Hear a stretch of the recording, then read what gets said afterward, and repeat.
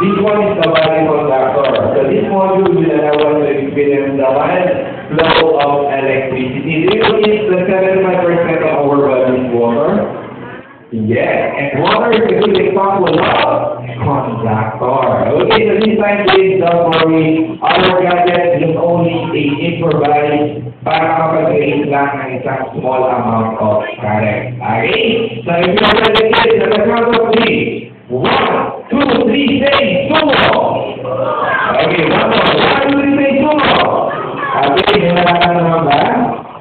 Meron. Okay, so that is naman electric shock na tumalayo sa inyong mga kamay. Ayan. Okay, naman natin si Shaker Head.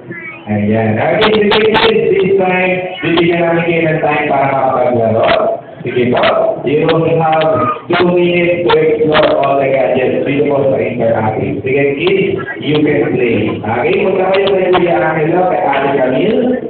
Okay, sige po. Ayan. So this time, Sabay.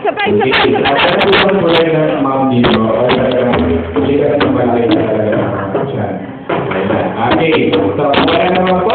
Okay, so ready na lahat. Okay, at the count of 3. 1, 2, 3, go! Meron naman po ba? Okay, ayaw po sila natin pinatawag naman. Electric shock.